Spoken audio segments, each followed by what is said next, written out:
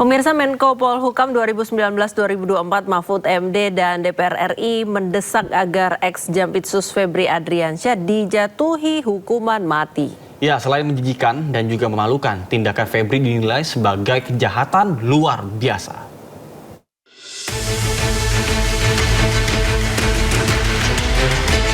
Setelah ditetapkan sebagai tersangka kasus 3 mega korupsi, ex-Jampitsus Febri Adriansyah layak dijatuhi hukuman mati. Pernyataan itu rame-rame disampaikan fraksi PDI Perjuangan dan fraksi PAN di Komisi 3 DPR RI. Falah Amru dari fraksi PDI Perjuangan menilai kasus Febri adalah skandal yang sangat mencederai rasa keadilan masyarakat.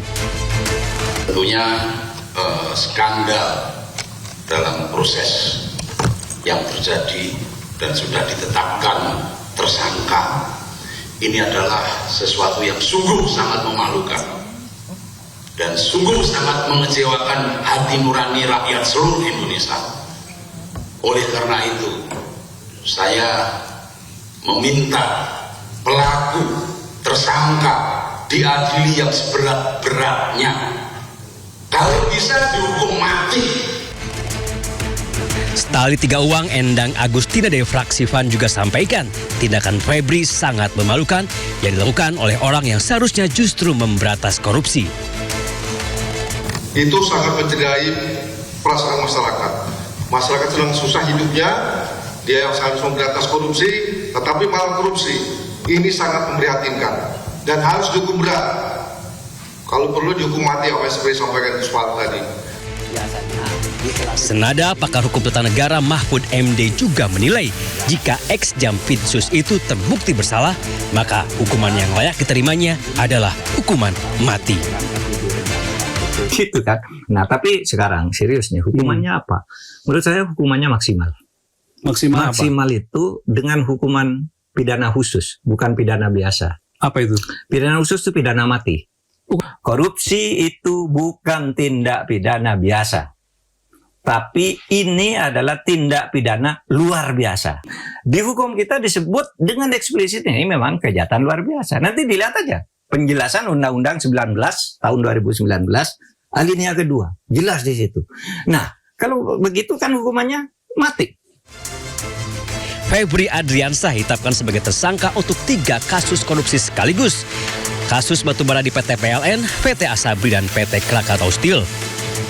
Kasus yang telah diselidiki sejak tahun 2018 itu berujung pada penetapan sang Jampitsus sebagai tersangka. Kita lihat saja seperti apa nasib Febri Adriansyah selanjutnya. Tim Liputan iNews melaporkan. Pemirsa, sementara itu menurut praktisi hukum Mario Lasut, ini adalah momen bagi Presiden Prabowo untuk serius dalam memberantas korupsi di institusi kepolisian dan kejaksaan. Ya, dirinya juga meminta penanganan kasus mantan Jampitsus Febri Adriansyah ini harus transparan ke publik. Momen penting kepada Presiden Prabowo supaya kasus ini benar-benar terbuka, transparan, dan dibongkar siapa-siapa saja oknum yang terlibat dalam perkara Pitsus ini di Kejaksaan Agung, penggerbekan rumah di Sentul, penggerbekan kafe yang di Cipete. Siapa pemilik barang itu? Bongkar aja, nggak ada masalah kok. Dan ini harus dibuka seluas-luasnya supaya ini menjadi pelajaran yang sangat berharga, pembersihan terhadap 2 institusi besar, yaitu Kejaksaan Agung maupun kepolisian. Kita punya cita-cita dan keinginan yang sama bahwa negara ini harus bebas dari biang-biang koruptor. Pemirsa, bukannya dilimpahkan ke KPK, kasus mega korupsi yang menjerat ex-Jampitsus Febri Adriansyah justru dilimpahkan ke Kejagung. Ya, KPK menyebut hanya menangani kasus yang sudah sesuai kriteria, sesuai undang-undang, bukan berdasarkan asumsi.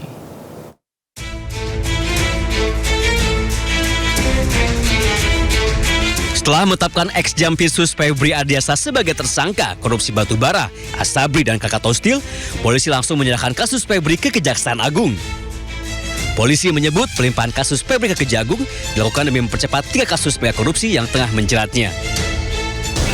Yang pertama, kita telah sepakat dengan Kejaksaan Agung bahwa penanganan Polri, penanganan penyidikan terhadap 3 perkara telah dilimpahkan ke Kejaksaan Agung dalam rangka untuk sinergitas yang tadi telah disampaikan oleh PLT Jampitsus.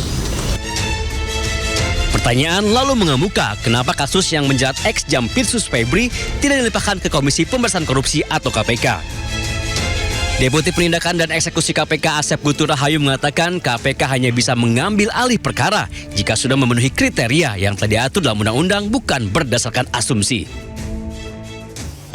Kalau diambil alih gitu ya, itu ada tahapannya, mulai dari komunikasi, kemudian koordinasi, kemudian disupervisi dulu gitu ya, baru nanti disesuaikan dengan klausul yang ada di pasal 10A ayat 2 ya. Nanti rekan-rekan silahkan baca Undang-Undang nomor 19 tahun 2019 tentang KPK. Jadi tidak bisa misalkan kita dengan asumsi sendiri, misalnya tadi ya kita berasumsi bahwa wah ini gak mungkin lah, pasti perkaranya macet gitu kan, dan lain-lain pasti susah, itu kan asumsi. Nah kita harus menghargai seluruh upaya yang dilakukan oleh aparat penegak hukum dalam melaksanakan penegakan hukum tindak pidana korupsi. Sebelumnya, polisi menggeledah 13 lokasi yang berkaitan dengan penyidikan dugaan korupsi, tindak pidana pencucian uang, dan suap untuk 3 perkara yang berbeda, yakni korupsi pasokan batu bara PLN, PT Asabri, dan PT Krakatau Steel. Polisi akhirnya menetapkan ex-Jampitsus Febri Ardiansah sebagai tersangka. Tim Liputan iNews melaporkan. Pemirsa, dalam laporan harta kekayaan penyelenggara negara LHKPN, ex-Jampitsus Febri Ardiansyah yang menjadi tersangka dalam kasus korupsi dan TPPU hanya tertera memiliki kekayaan 18,26 miliar rupiah. Ya, sementara jumlah uang tunai yang disita 30 kali lipat dari harta yang dilaporkan.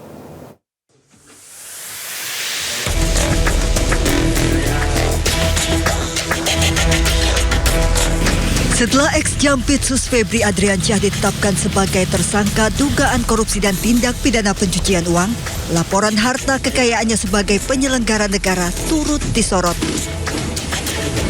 Febri Ardiansyah melaporkan harta kekayaannya per 31 Desember 2025 terdiri dari tanah dan bangunan merupakan aset yang terbesar. Alat transportasi dan mesin,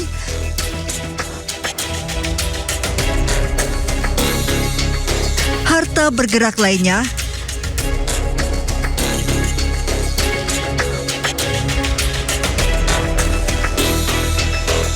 kas dan setara kas, serta harta lainnya.